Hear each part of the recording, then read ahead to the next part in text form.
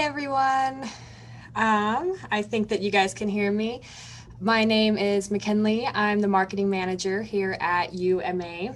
Thank you all for joining us today for our UMA webinar. Today we are here with Stephen Smith from Applicant Pro, and he is going to be teaching us the 6 tips of better hiring. So, Stephen, I'll let you take it from here. Yeah, can you hear me all right? Oh yeah, I can hear you perfect. Awesome. So my name is Steve Smith. I hope you don't mind the dancing. I did mute myself though for the singing part, so at least you couldn't hear me singing.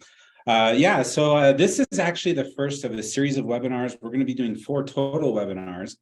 And while there are 6 pro tips on this particular presentation today, we are only going to cover the first one. So if you want to see tips 2 and 3, that'll be for the next webinar. 4 and 5, and then 6. So just know that this is designed to be short. So we're only going to be about 20, maybe 30 minutes at the most today. We'll kind of go through this, but just know that this will not include all of the tips. Okay, so this will just include the first tip today. And then we're going to have another webinar next week for the next 4 weeks where we're going to cover all of these tips. So without further ado, I first want to say thank you. Thank you from Applicant Pro. Thank you for allowing us to put on this webinar. For those of you who don't know who I am, I actually work for a company called Applicant Pro. I was employee number 3, so I've actually been here since the beginning. I am an HR professional, mostly on the hiring side of things and talent acquisition. I've been doing that now for about 17 years. And this is a little bit of our company. We've been part of the Inc. 5000 list 10 years in a row now. Which is a pretty awesome feat. There's only about 33 companies that I know of in history with the Inc. 5000 that have actually accomplished that. We have about 10,000 clients, many of which are in the manufacturing world. So this is a presentation that I typically give across the country. But one of the things that we're going to do is I'm going to use some data and specifics that actually revolve around the manufacturing industry itself. So if you're not in manufacturing, there's still some great tips you could probably get from this presentation. But just know that some of the information that we'll be sharing will be specific to the manufacturing industry. And we're at about 300 employees, so we're kind of a decent size. I will be monitoring the chat. So I have the chat pulled up. So if you have questions and things like that, you can put those in there. So just know I'll be looking at it from time to time. I won't be able to write in the answers, but just know that I do have it opened up. And so if you have questions, please do not hesitate to reach out. So here's a little bit about me. I am SHRM CP and PHR certified. That is basically a designation provided by the HRCI and SHRM, which is the Society for Human Resource Professionals. The certification is equivalent to what a CPA would be to an accountant, as an example. It's a 4-hour exam you have to sit. As I mentioned, I've been in this industry for about 17 years. I consult and help thousands of organizations across the country on their hiring practices. I am a national speaker, and so I do speak at a lot of conferences. And most recently, I just finished writing a book called The Hiring Tree. So for those of you, if you want, you can follow on Instagram, or if you look up The Hiring Tree on LinkedIn, you're welcome to follow me there. My book is being published probably towards the end of this year. I'm going through the editing phases right now. But some of the practices we're going to talk about stem from the book and also stem from other presentations that we've given. So just kind of be aware of that. So if you have specific questions and things of that nature, that might be a good resource for you going forward. So without further ado, let's get into this. So my buddy works for Gallup. Good friend of mine, been a friend for years. In fact, I actually recruited him at one point in one of the organizations. And he loves sending me these articles and just some of the surveys that they do and data. I love some of the data from Gallup. They're one of the most trusted resources out there. And one of the articles recently I was reading, right down here you can see at the bottom, that now after COVID and a lot of the stuff that has happened, it's actually forcing employers to make these long overdue changes that they should have been making for a long time. In fact, a lot of the things we're going to talk about, these 6 tips are actually things we've been educating our clients on for about 8 or 9 years. But now with a lot of what's happening, a lot of employers are basically being forced to make these changes. But the problem is what are those changes? What are the changes that need to be made? And what can we do to be a little bit more effective and intentional in our hiring process? So I care about this probably more than anybody that I know. To me, hiring is fun. And that might sound odd to a lot of you, but hiring is absolutely fun. And it can be fun if you know how to play the rules and play by the game, right? And so we're going to talk about some of those things. So here's just a little bit of information. Obviously, there is a talent crisis. There is no question that it is much more difficult to hire applicants now than it has been in the past. The interesting thing, though, is this is actually the third recession that I've been in. And while this is probably one of the more unique recessions, a lot of the principles and methodologies that we teach and educate on are actually still the same. I mean, you can kind of see down there at the bottom, you can kind of see like the ups and downs and different things that have happened over the last year or two, especially in the 1960s and as we get into the 80s and such. But again, since I've been in this industry, this is the third recession I've been in. And while it is one of the more dramatic recessions, a lot of the principles have remained the same. And they've actually helped a lot of our clients continue to receive more applicants, even when most people are not getting a lot of applicants. And so there is no question that with this recession, there are definitely less applicants out there, right? So the question is why? Where did they all go? So this is actually some of the research done on this. A lot of them moved to a new area. So many people relocated. I know here in Utah, we've had a huge relocation from California and Florida that have moved here. I know I have a friend that lives in Florida, and they've had a lot of New Yorkers actually move south, right? And so a lot of people are moving. Some people decided to start their own business. As always happens in any recession, a lot of people go back to school. It is very common. We've seen that pretty much in every recession that has ever existed, is people simply decide to go back to school and try to further their education. Some of them retired early. In fact, this is a factor I think a lot of employers weren't anticipating. Now, it was predicted that most baby boomers would start retiring by 2030. And so you would start seeing this drop off of potential applicants. But one of the things that COVID did is it actually forced a lot of retirement early. A lot of people decide, you know what, I'm done. This is a great time for me to retire. A lot of people saved up money, and then they started doing gig work like Lyft and things like that. And so there's just a lot that has changed. And because of that, it feels like there are less applicants, in part because there are less applicants. But what has happened over the past probably 6 to 8 months is you do have a lot more applicants coming back into the workforce, especially with some organizations, some of the bigger organizations announcing layoffs. And so the good news is as smaller employers, you can take advantage of that. So there are applicants out there, but there's been a change. And we call this an evolution. And the reason there's been a change is because a lot of the algorithms and technologies have modified. And that's the changes that a lot of companies were not prepared for. They just weren't ready for that. And so they started seeing this huge dip in applicant flow, and they just thought, oh, well, it's just the nature of what's going on right now. There's actually a lot more changes tied to it than just that. So I'm sure some of you are probably feeling this right now. And when I do my presentations around the country, I talk heavily about this. You know, if you were to look at this slide with all the pains that might be happening right now, which one is your favorite, right? And when you think about what you are feeling, I mean, as hiring managers, as recruiters, as staffing, companies that help with some of the manufacturing organizations that I've dealt with, it is a very difficult thing right now, because when you don't have workers to cover it, you can't take on new business, which affects revenue and all the above. And there's also a lot of pressure, right? A lot of pressure because you're feeling it from the managers, you're feeling it from the executive team, you're also feeling it from just the market in general, like even the applicants and talking with you, because there's a lot more competition out there as well. And so it's just important to understand that with all of these pains that are happening and all these things that are happening in the marketplace, there's actually a way to alleviate the pressure. And it has to do with the tips that we're going to talk about. So here's some of the things that are going wrong right now for a lot of manufacturing organizations. They're still applying the same tactics that they've always applied before COVID, for example.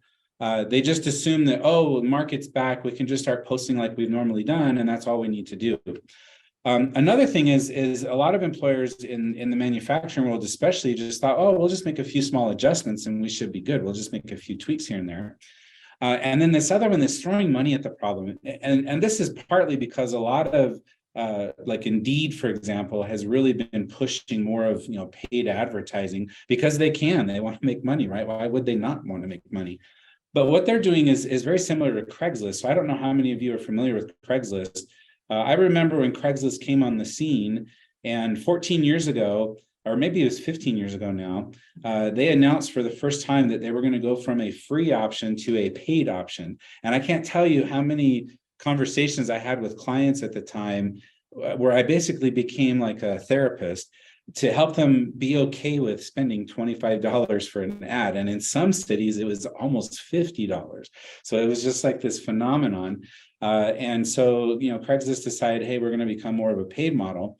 Indeed seems to be doing something similar. They do have their organic listings, which is typically only available through applicant tracking systems like Applicant Pro. So they do still have some free models, but most of what they're promoting and pushing is more of a paid option. And so just be aware of that kind of transition over the past 2 years, especially. And I don't blame them. They're trying to make more money, and they're the #1 job board in the country. So it makes sense that they would be more of kind of this paid model. So just kind of be aware of that's happening. However, that doesn't mean that we should just simply throw money at the problem, because the problem with just throwing money at something, like with your jobs as an example, your job ads, if they're not working already, why would throwing money at it just automatically fix the issue? Now, it does help the algorithm, right? You'll get some more traction and such, but it's not the #1 reason. So a lot of the 6 tips that we're going to talk about over the course of the next month in these webinars are all things you can do for free, technically. Now, there'll be options that we can help you with if you need, but for the most part, they're free. And they're easy to manage as long as you're willing to put in the time. So just kind of keep that in mind. Now, one thing I want to talk about is this refresh phenomenon. This is something that we see with a lot of manufacturing clients. And I think the reason we're seeing it with manufacturing clients is because they're so used to the Craigslist of the world that they just think that, oh, well, I just need to refresh my job. I mean, how many times in the last week has a manager come to you, or even you yourself thought, oh, I need to go refresh my ad? Well, guys, I'm here to tell you the concept of refreshing a job ad doesn't exist, and it hasn't existed for 14 years. You can't just simply go on and just refresh your ad by hitting the refresh button. It doesn't work that way. And this came from Craigslist, so we can thank Craigslist for this, because with Craigslist, you used to post a job ad, and then maybe a week later, you would go and repost it so you could pop up to the top again. And for some reason in our minds, especially in manufacturing, I see this in this world so much, they think that if I just go and repost the ad again, it'll automatically pop it back up to the top. That is not how search engines work. And at its core, Indeed is a search engine. It's not necessarily a job board in that sense.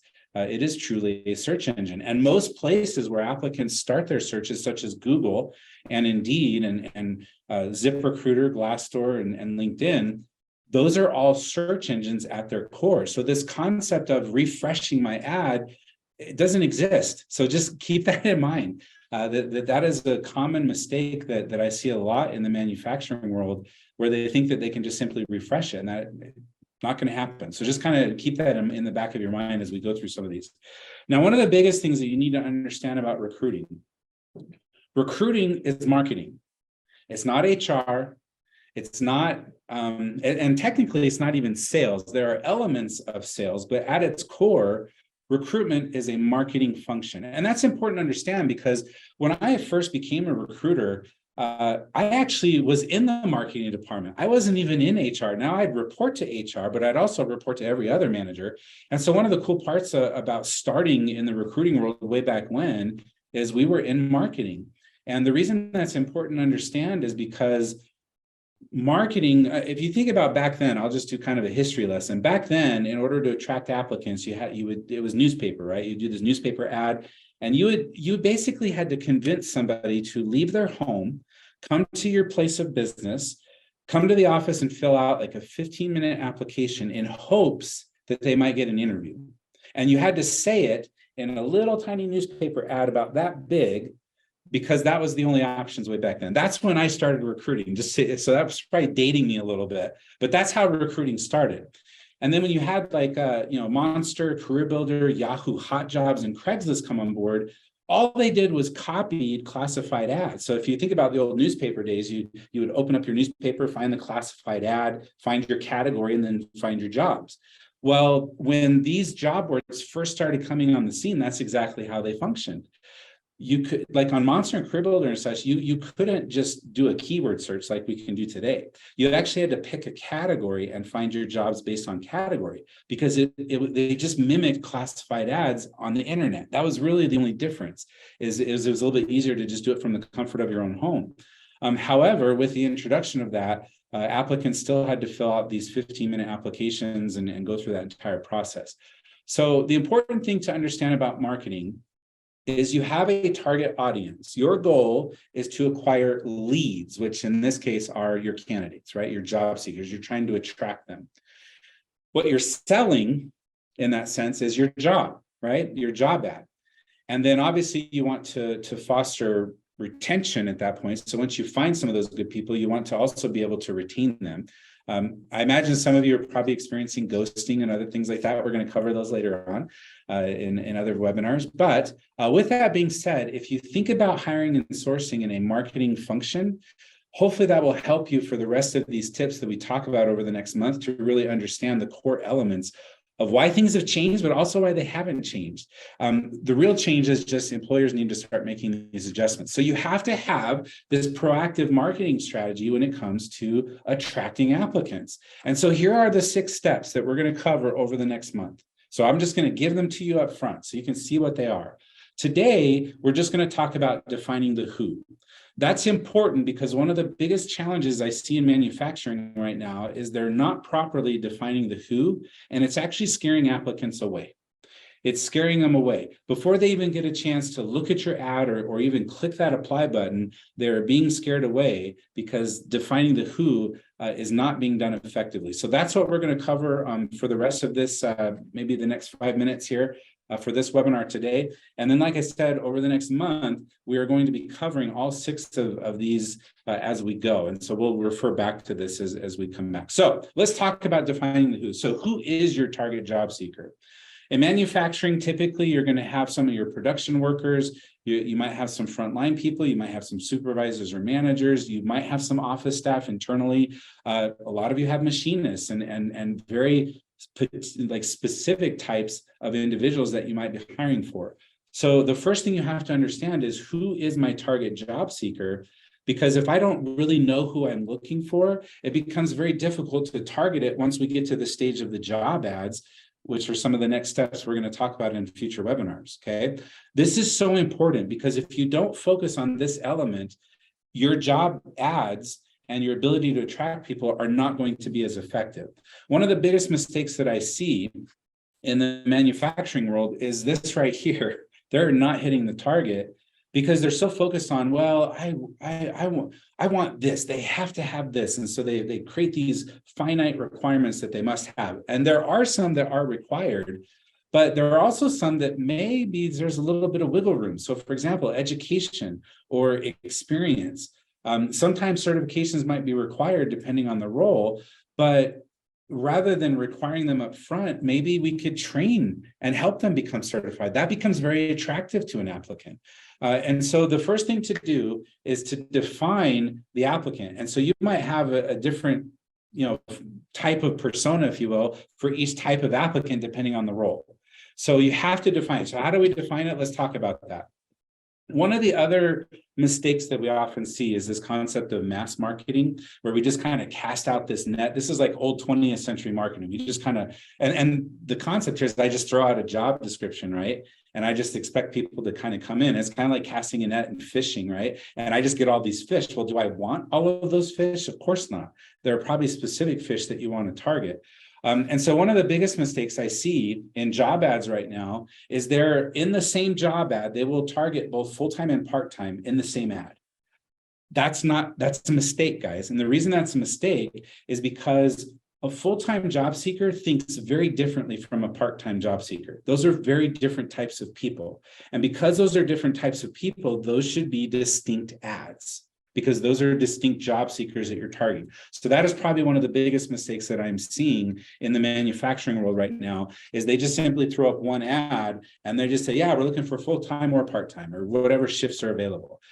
The reality is you have to start targeting shifts, or you have to target and differentiate between the full-time and the part-time. By doing that, you can see an increase of like 300% applicants. Okay, so just kind of keep that in mind.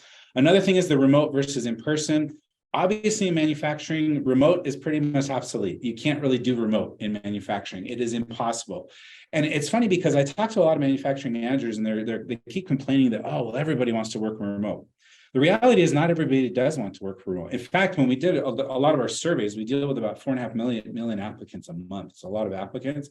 Only about 42% actually like the idea of working remote.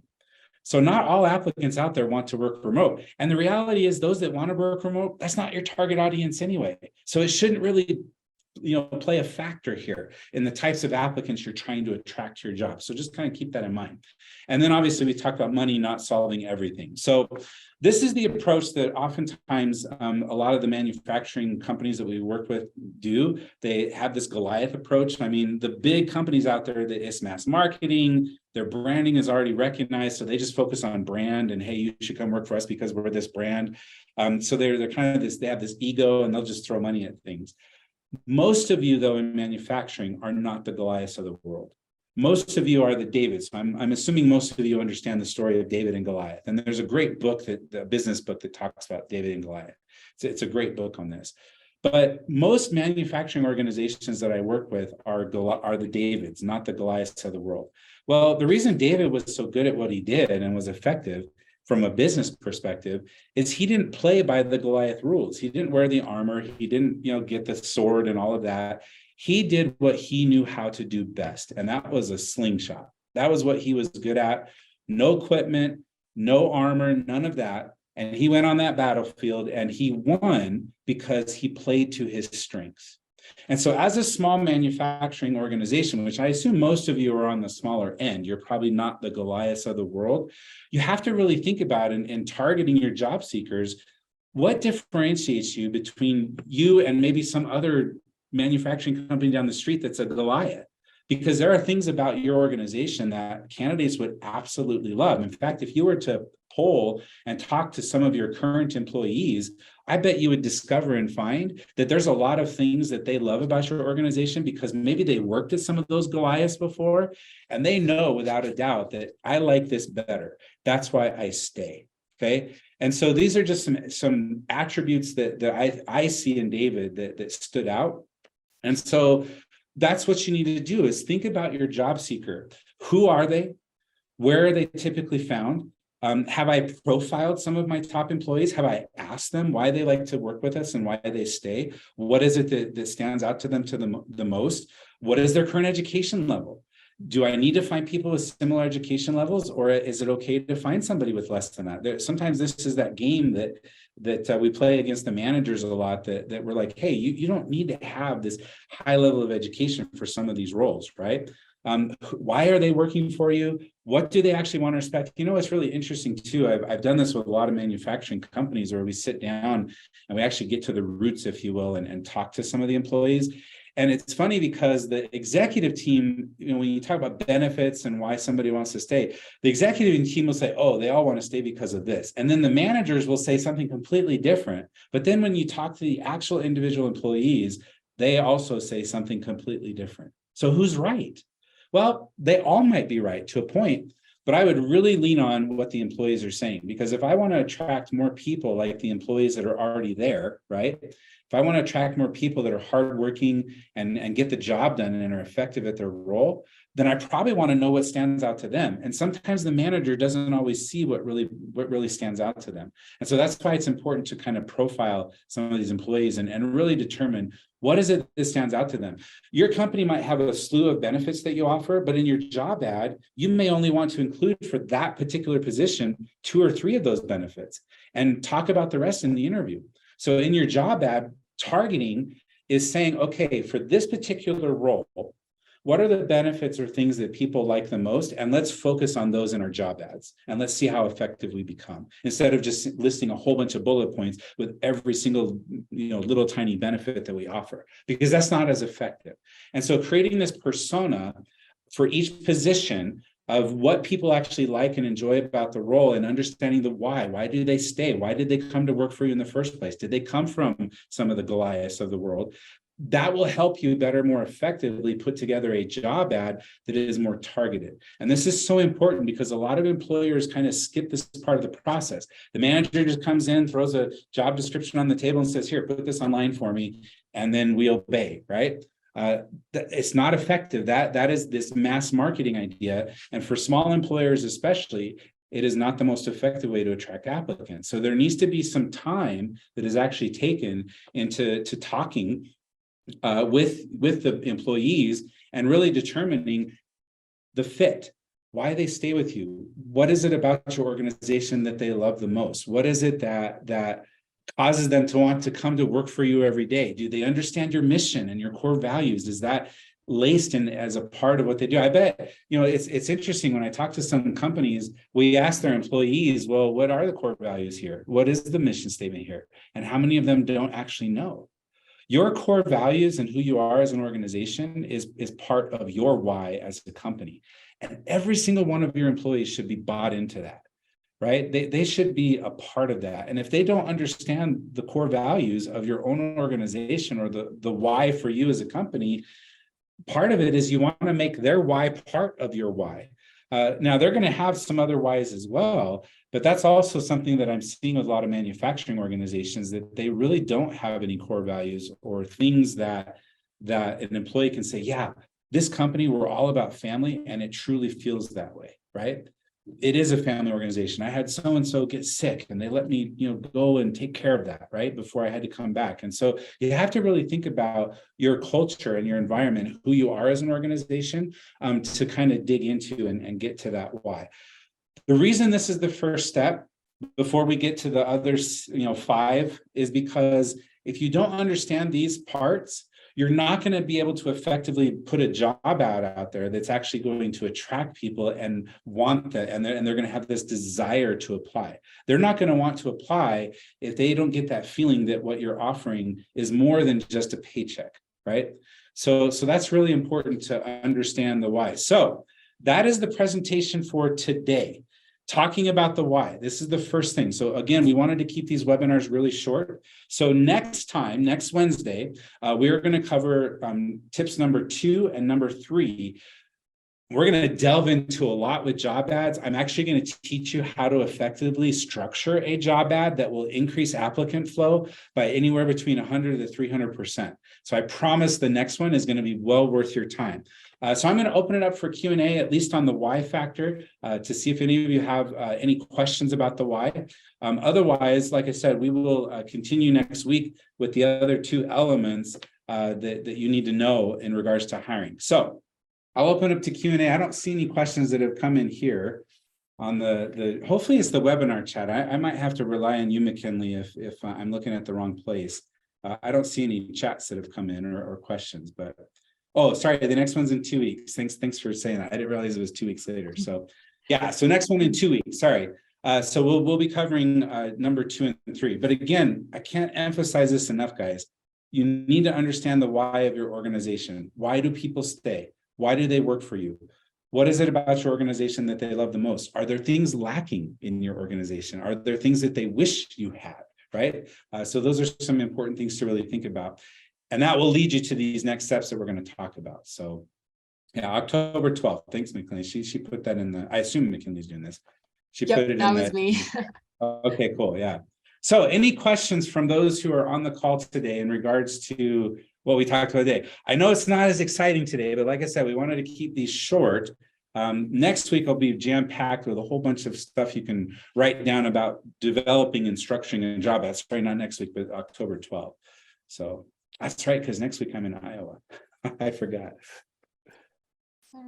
Yeah, I don't see any questions. So you can see I have some sample worksheets on the screen here. So if there's some tools or things that you would like to learn more about, how do I talk to my managers? How do I talk to my employees about the why? There's some really cool tools there that you can download for free. It'll give you some options so that you can kind of get to the why with some of your managers and such. And like I said, this is an important step. So in 2 weeks, when we start talking about the structuring of the job ad, you'll understand better why these whys are so important. So go ahead. Oh, I was just sending in the links if anybody wants to sign up for topic number 2 for October 12th, but I'm not seeing. Oh, it looks like we do have a question. Are you able to see that, Stephen? Yeah, Jared just said we'll be getting an email with the link. I assume McKinley will send out an email for sure.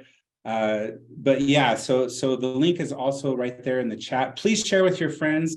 If you have other people in the manufacturing world and you feel like they could benefit from some of these tips, this session is being recorded, so we will be making it available to you. And so, like I said, we're going to have half-hour sessions for the next month and a half or so.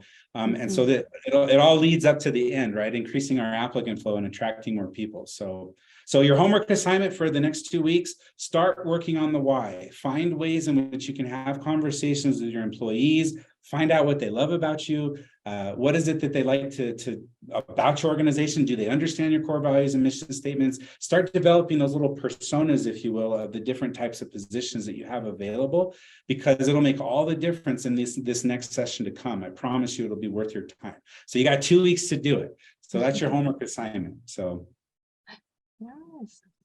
and I don't think I see any more questions coming in. So I think that might be it. So thank you everybody for joining. Again, we'll make the recording available, and please register for the next one, and we'll talk about the next 2 and we'll go from there. Thank you so much, Steve. And yes, You're welcome. everyone, I will be updating our website with the new link to sign up, just in case you're not able to grab it in the chat before then. But in 2 weeks, this will be great. Thank you so much, Steve. Okay. All right. We'll talk to you guys soon. All right. Thank you, everybody, for joining us.